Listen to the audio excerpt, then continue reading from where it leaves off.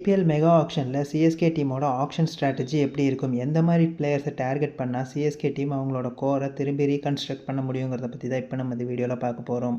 அனைவருக்கும் வணக்கம். நீங்கள் பார்த்துட்டு இருக்கிறது ஆர்கேவின் சிஎன்சி தமிழ். ஃபஸ்ட்டு சிஎஸ்கே டீமோட ரிட்டென்ஷன், அதுக்கப்புறமா ஆக்ஷன் பர்ஸ் பேலன்ஸ் எவ்வளோ இருக்குங்கிறத பற்றி பார்த்துடலாம். ரிட்டென்ஷனை பொறுத்த வரைக்கும் 5 முக்கியமான பிளேயர்ஸை ரிட்டைன் பண்ணியிருக்காங்க. ருத்ராஜ் கெய்க்வாட், ரவீந்திர ஜடேஜா, சிவம் துபே, மதிஷா பத்ரனா, எம்எஸ் தோனின்னு 5 பிளேயர்ஸை ரிட்டைன் பண்ணி 65 கோடியை செலவு பண்ணியிருக்காங்க.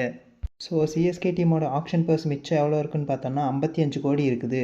சிஎஸ்கே டீமோட முக்கியமான டார்கெட்டே இந்தியன் விக்கெட் கீப்பிங் பேட்ஸ்மேன் தான். ஏன்னா அடுத்த 5லேருந்து 6 வருஷத்துக்கு டீமுக்கு தேவையான முக்கியமான ஒரு பிளேயராக இருப்பார் அவர். எம்எஸ் தோனியை பொறுத்த வரைக்கும் லாஸ்ட் 2 சீசனாகவே விக்கெட் கீப்பிங்கில் ரொம்பவே கஷ்டப்பட்டுட்டு இருக்காரு. அவரோட நீ இன்ஜுரி காரணமாக இந்த வருஷமும் அவர் அதே கஷ்டத்தோடு வந்தார்னா சிஎஸ்கே ரசிகர்களுக்கு ரொம்பவே வேதனையான ஒரு விஷயமா இருக்கும் இது.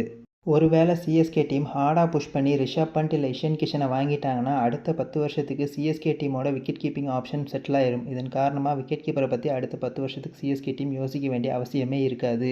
இந்தியன் விக்கெட் கீப்பிங் பேட்ஸ்மேனுக்கு ஹார்டாக புஷ் பண்ண வேண்டிய கட்டாயம் இருக்கிறதால சிஎஸ்கே டீம் டெவான் கான்வே அவர் ரச்சின் ரவீந்திரா 2 பேரையும் ஸ்டார்டிங்கில் சிஎஸ்கே டீம் விட்டு கொடுக்க கூட நிறையவே வாய்ப்பு இருக்குது இந்த வருஷம்.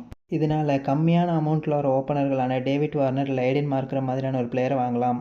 இன்னொரு முக்கியமான விஷயம்னா லாஸ்ட் 3 ஆக்ஷனில் பார்த்தோன்னா சிஎஸ்கே டீம் 14லேருந்து 16 கோடி ரூபா வரைக்கும் செலவு பண்ணி ஒரு பிளேயரை டார்கெட் பண்ணியிருக்காங்க. இந்த ஆக்ஷனில் கூட 16லேருந்து 20 கோடி வரைக்கும் ஏதோ ஒரு பிக் பிளேயரை வாங்குறதுக்கு நிறையவே வாய்ப்பு இருக்குது.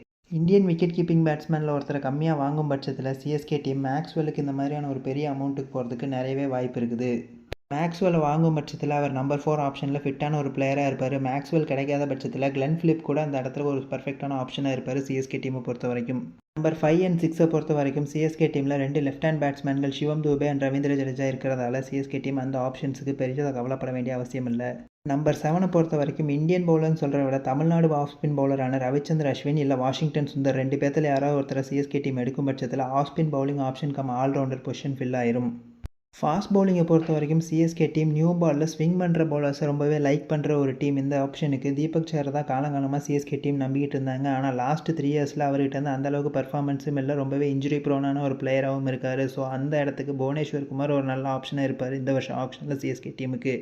ஏன்னா சிஎஸ்கே டீமோட பழைய பிளேயரான சாம் கரன் மாதிரியான ஒரு பிளேயருக்கு கூட மெகா ஆக்ஷனில் ட்ரை பண்ணி பார்க்கலாம். மெகா ஆக்ஷனுங்கிறதுனால லாஸ்ட் இயர் மினி ஆக்ஷன் மாதிரி பெரிய அமௌண்ட்டுக்கு இவர் பிட் பண்ண மாட்டாங்க யாரும்.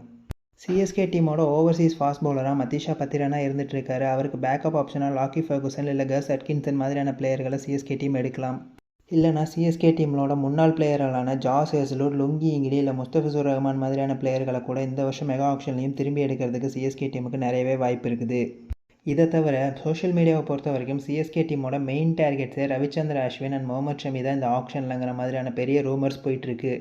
இது வரைக்கும் நம்ம சிஎஸ்கே டீமோட ஆக்ஷன் ஸ்ட்ராட்டஜி எப்படி இருக்கும், எந்த மாதிரி பிளேயர்ஸை ஆக்ஷனில் டார்கெட் பண்ணுவாங்கிறத பற்றி பார்த்துட்டு இருந்தோம். இதை தவிர வேறு எந்த முக்கியமான பிளேயரை சிஎஸ்கே டீம் டார்கெட் பண்ணுவாங்க, இல்லை சோஷியல் மீடியாவில் போயிட்டு இருக்க மாதிரி ரவிச்சந்திர அஸ்வின் அண்ட் முகமது ஷமி 2 பிளேயரையும் சிஎஸ்கே டீம் ஆல் அவுட்டாக போய் வாங்குவாங்களா, இதை பற்றி நீங்கள் என்ன நினைக்கிறீங்கிறத கமெண்ட்டில் சொல்லுங்கள்.